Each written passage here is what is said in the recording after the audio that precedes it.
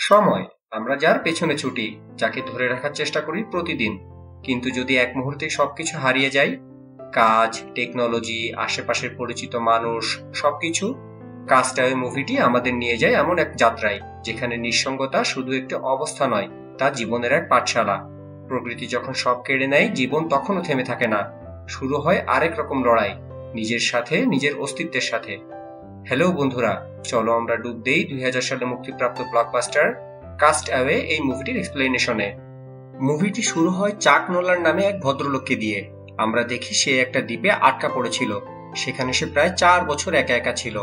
প্রথম একটা অফিসের দৃশ্য দেখানো হয়, যেখানে আমরা চাককে দেখতে পাই। সে তার কাজ নিয়ে খুবই সিরিয়াস। তার বস চায় যে তার অফিসের সব ডেলিভারি যেন ঠিক সময়ে পৌঁছায়। এই কাজের জন্য চাককে অনেক সময় দেশের বাইরেও যেতে হয়। পুরো পৃথিবীতে তাদের কোম্পানির অনেক ব্রাঞ্চ আছে, আর চাক তার কলিগদের মধ্যে বেশ জনপ্রিয়। সে সবাইকে সময়ের গুরুত্ব বোঝায়। চাক কেলি নামের একটা মেয়েকে খুব ভালোবাসতো। তাদের সম্পর্কটা খুবই গভীর ছিল, আর তারা বিয়েও করতে চেয়েছিল, কিন্তু তাদের দুজনের কাজের চাপের জন্য সেটা আর হয়ে ওঠেনি। তখন ক্রিসমাস প্রায় চলে এসেছে, আর চাকের মালয়েশিয়ার বিজনেসের জন্য একটা জরুরি কাজে যাওয়ার কথা। কোম্পানির কাজ, তাই তাকে যেতেই হবে। চাক কেলিকে কথা দেয় যে সে নিউ ইয়ারের প্রথম দিনই ফিরে আসবে। কেলি তখন একটু মন খারাপ করে। সে চাককে বলে সে কিভাবে একা একা ক্রিসমাস পালন করবে। চাক তাকে কোনো মতে রাজি করায়। এরপর আমরা দেখি চাক আর কেলি একে অপরকে ক্রিসমাসের গিফট দেয়। কেলি চাককে একটা ঘড়ি দেয়, যেটার ভিতরে কেলির ছবি লাগানো ছিল। এরপর চাক মালয়েশিয়ার উদ্দেশ্যে প্লেনে ওঠে, কিন্তু মাঝ আকাশে একটা বিশাল ঝড় ওঠে, আর তাদের প্লেনটা দুর্ঘটনার কবলে পড়ে। এটা ছিল তাদের কোম্পানির নিজস্ব একটা ছোট্ট প্লেন। প্লেনে আরো 4 জন লোক ছিল। প্লেনটা ভেঙে একেবারে প্রশান্ত মহাসাগরে গিয়ে পড়ে। শুধু চাকই কোনো মতে বেঁচে যায়, আর সমুদ্রের ঢেউয়ের সাথে ভাসতে ভাসতে একটা দ্বীপে গিয়ে ওঠে। সকালে ঘুম ভেঙে দেখে সে একটা ভেলায় ভাসছে। আশেপাশে আর কাউকে দেখতে না পেয়ে চাক খুব ভয় পেয়ে যায়। সে চিৎকার করে ডাকে, কিন্তু কোনো সাড়া পায় না, কোনো মানুষের চিহ্নও দেখতে পায় না। তখন সে দ্বীপের বালির উপর বড় বড় করে হেল্প লিখে রাখে, যাতে উপর দিয়ে কোনো প্লেন গেলে তা দেখতে পায়। এরপর রাত হয়ে যায়, আর চাক ঘুমিয়ে পড়ে। পরের দিন সকালে উঠে সে দেখে রাতের বেলা জোয়ারের পানিতে তার লেখা হেল্প শব্দটা মুছে গেছে। তখন সে কাঠের টুকরো জুড়ে জুড়ে আবার একই কথা লিখে রাখে। তার মনে আশা ছিল কেউ না কেউ নিশ্চয়ই তাকে সাহায্য করতে আসবে। ওই লেখাটা দেখলে তারা বুঝতে পারবে যে এখানে কেউ বিপদে পড়েছে। তখন চাকের খুব খিদে পায়, কিন্তু সমুদ্রের ঢেউয়ে ভেসে আসা কোম্পানির প্যাকেটগুলোতে সে এমন কিছুই খুঁজে পায় না যা খাওয়া যায়। হঠাৎ চাক কিসের জন্য একটা আওয়াজ শুনতে পায়। আশেপাশে তাকিয়ে দেখে একটা নারকেল গাছ থেকে নিচে পড়েছে। সে বুঝতে পারে ওটা নারকেল পড়ারই শব্দ ছিল। ওটা ভেঙে সে শুধু নারকেলের পানি পায়। সেটা খেয়েই সে বেঁচে থাকে। তো এভাবে দ্বীপে তার 3 দিন কেটে যায়। সমুদ্রের পাথরের জন্য তার পায়ে অনেক আঘাত লাগে। তার পায়ে জুতোও ছিল না। তখন সে প্যান্টের কিছুটা অংশ ছিঁড়ে পায়ের চারপাশে বেঁধে নেয়, যাতে হাঁটতে একটু সুবিধা হয়। সে দ্বীপে একটা উঁচু পাহাড়ের চূড়া দেখতে পায়, আর সে যে কোনো মূল্যে ওটাতে ওঠার সিদ্ধান্ত নেয়। অনেক কষ্টে আর সাহস করে সে শেষ পর্যন্ত সেই পাহাড়ের চূড়ায় পৌঁছাতে পারে। ওখান থেকে সে সমুদ্রে কিছু ভাসতে দেখে। নিচে নেমে এসে সে যা দেখে তাতে একেবারে চমকে যায়। ওটা ছিল তাদের প্লেনের পাইলটের মৃতদেহ। সে খুব কাঁদে এবং তার দাফনের ব্যবস্থা করে। তবে কবর দেওয়ার আগে সে পাইলটের টর্চ লাইট আর তার জুতো দুটো নিজের কাছে রেখে নেয়। ধীরে ধীরে চাক ওই দ্বীপে একা একা থাকতে অভ্যস্ত হয়ে ওঠে। সে গাছের পাতার উপর জমার শিশির পানি পান করে বেঁচে থাকে। সে মাছ ধরার অনেক চেষ্টা করে, কিন্তু কিছুতেই সফল হয় না। শিশির আর নারকেলের পানি ছাড়া আর কিছুই খাবার ছিল না। ওগুলোর উপর নির্ভর করেই তার দিন কাটতে থাকে। একদিন রাতে সমুদ্রে একটা জাহাজ দেখে সে খুব এক্সাইটেড হয়ে পড়ে। সে তার টর্চ লাইটের আলো জ্বালিয়ে পাগলের মতো ডাকতে থাকে, কিন্তু জাহাজের কেউ তাকে দেখতে পায় না। পরের দিন সে তার ভেলাটা নিয়ে দ্বীপ ছেড়ে যাওয়ার সিদ্ধান্ত নেয়। সে জানে দ্বীপে আর কেউ নেই, কিন্তু যখন সে পালানোর চেষ্টা করে, সমুদ্রে খুব শক্তিশালী ঢেউয়ের জন্য তার ভেলা উল্টে যায়, আর সে প্রায় ডুবেই যাচ্ছিল। তখন তার পায়ে আবার আঘাত লাগে। সেখান থেকে রক্ত বের হতে শুরু করে। কোনো মতে সে আবার দ্বীপে ফিরে আসে, আর তখনই বৃষ্টি শুরু হয়। একটা গুহা দেখে সে রাতে থাকার জন্য আশ্রয় নেয়। সে তার টর্চটা জ্বালায়। সারা রাত টর্চ জ্বালানোর ফলে টর্চের ব্যাটারিও প্রায় শেষ হয়ে যায়। আলো করার জন্য তার কাছে আর কিছুই ছিল না, এমনকি সে জানেও না কিভাবে আগুন জ্বালাতে হয়। এরপর সে আবার সমুদ্রের ধারে আসে এবং কোম্পানির কিছু পার্সেল খুঁজে পায়, যেগুলো তার সাথে ভেসে এসেছিল। ওগুলো খুলে সে দেখে তার দরকারি একটা দুটো জিনিসই আছে, যেমন একজোড়া স্কেটিং জুতো, যেগুলোর তলায় ধারালো ব্লেড লাগানো ছিল। সে ওটা দিয়ে সহজেই নারকেল কাটতে পারত। এখন সে যে কোনো শক্ত জিনিস কাটা শিখে গিয়েছিল। সে একটা কাঠের ডাল কেটে ছুচালো করে মাছ ধরার চেষ্টা করে এবং মাছ ধরেও ফেলে, কিন্তু সে কাঁচা মাছ খেতে পারে না। তাই আগুন জ্বালানোর অনেক চেষ্টা করে, কিন্তু কিছুতেই আগুন জ্বালাতে পারে না। হঠাৎই চাকের মাথায় একটা বুদ্ধি আসে। দুটো আলাদা ধরনের কাঠ ঘষে দেখলে হয়তো আগুন জ্বলতে পারে। আর সত্যি সত্যি আগুন জ্বলে ওঠে। প্রথমবার আগুন জ্বালাতে পেরে সে যেন নতুন জীবন পায়। কোম্পানির প্যাকেজে চাক একটা ফুটবলও খুঁজে পায়। ফুটবলটাতে চাকের রক্তের দাগ লেগেছিল।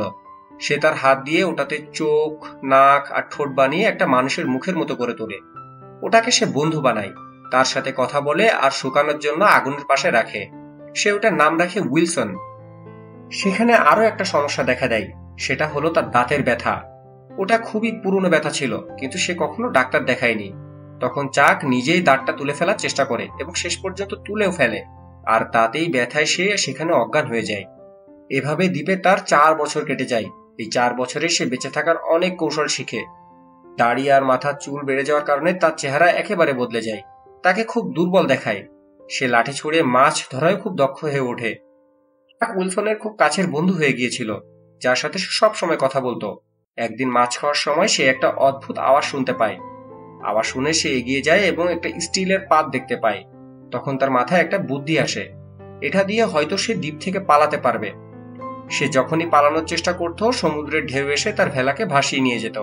তখন সে নারকেলের কাঠ দিয়ে একটা ছোট্ট নৌকা বানাতে শুরু করে, আর স্টিলের পাটটা নৌকার সামনের দিকে লাগিয়ে দেয় যাতে ঢেউ থেকে একটু বাঁচা যায়। নৌকা বানানো সহজ কাজ ছিল না, তাই সে ঠিক করে যখন আবহাওয়া শান্ত হবে তখন সে পালাবে। সে স্টিলের পাটটা দিয়ে জল ঢেলে নৌকাটাকে সামনের দিকে এগিয়ে নিতে শুরু করে, যাতে বসে থেকে সে নৌকা চালাতে পারে। উইলসনকে নৌকায় বসিয়ে সে তার যাত্রা শুরু করে। যাত্রায় সে অনেক বড় বড় ঢেউয়ের মুখোমুখি হয়, কিন্তু সমুদ্রপথ তখনও অনেক বাকি ছিল। কখন সে ডাঙা দেখতে পাবে তা সে বুঝতে পারছিল না। তবুও তার মনে আশা ছিল যে সে একদিন ঠিকই বাড়ি পৌঁছাবে। কিন্তু এটা মোটেও সহজ ছিল না। সমুদ্রের দীর্ঘ যাত্রা তাকে অনেক কঠিন পরিস্থিতি মোকাবেলা করতে হয়েছিল। সে তার খাবার জিনিসপত্র গুছিয়ে নিয়েছিল, মাছ ধরে শুকিয়ে রেখেছিল আর বৃষ্টির জল পান করার জন্য নারকেলের খোলে জমিয়ে রেখেছিল। কঠিন সময় ব্যবহার করার জন্য সে এগুলো খুব সাবধানে রাখত। একদিন হঠাৎ করে চাকের সেই ফুটবলটা, মানে তার বন্ধু উইলসন, সমুদ্রের ঢেউয়ে পড়ে যায়। কত দূর চলে গেছে সেটা যখন সে বুঝতে পারে তখন সে সঙ্গে সঙ্গে জলে ঝাঁপ দেয় উইলসনকে বাঁচানোর জন্য, কিন্তু অনেক চেষ্টা করেও সে ওটাকে ধরতে পারে না। ভেলায় ফিরে এসে সে পাগলের মতো কাঁদতে থাকে। উইলসন এই 4 বছর ছিল তার সাথে। ওটার সাথে এতটাই জড়িয়ে পড়েছিল যে ওটা শুধু একটা ফুটবল ছিল না তার কাছে, ওটা ছিল তার একমাত্র বন্ধু। তাই ওটাকে হারিয়ে সে একেবারে ভেঙে পড়েছিল। অনেক দিনের সমুদ্র যাত্রার পর চাক যখন প্রায় হাল ছেড়ে দিয়েছে, তখন হঠাৎ সে দেখে তার ভেলার পাশ দিয়ে একটা জাহাজ যাচ্ছিল। জাহাজে নাবিক তাকে দেখতে পায় এবং তাকে উদ্ধার করে। এরপর চাক যখন তার শহরে ফিরে আসে তখন সে দেখে সবকিছু অনেক বদলে গেছে। তার বন্ধু আর আত্মীয় স্বজন ভেবেছিল সে আর বেঁচে নেই, আর তার ভালোবাসার কেলি এখন অন্য একজনকে বিয়ে করেছে। তার একটা মেয়েও আছে। চাক কেলির সাথে দেখা করতে যায়, আর কেলি তাকে দেখে প্রথমে খুব অবাক হয়, তারপর খুব খুশি হয়ে তাকে জড়িয়ে ধরে। কিন্তু কেলি এখন বিবাহিত, তাই তাদের আর একসাথে হওয়ার কোনো সুযোগ নেই। তাদের পথ এখন আলাদা। চাক কেলির দেওয়া সেই পুরনো ঘড়িটা তাকে ফেরত দেয়, কারণ ওটা আসলে কেলির পরিবারের ঘড়ি ছিল। তবে সে ঘড়িটার ভেতরের কেলির ছবিটা নিজের কাছে রেখে দেয়। কেলি তাকে বলে সে তো তাকে ফিরে আসার কথা দিয়েছিল। চাক ক্ষমা চায় এবং প্রায় চলেই যাচ্ছিল। কেলি তখনও চাককে ভালোবাসতো, কিন্তু তার নিজের একটা সংসার আছে, তাই সে আর কিছুই করতে পারে না। কেলির কাছে চাকের দেওয়া সেই পুরনো গাড়িটা ছিল।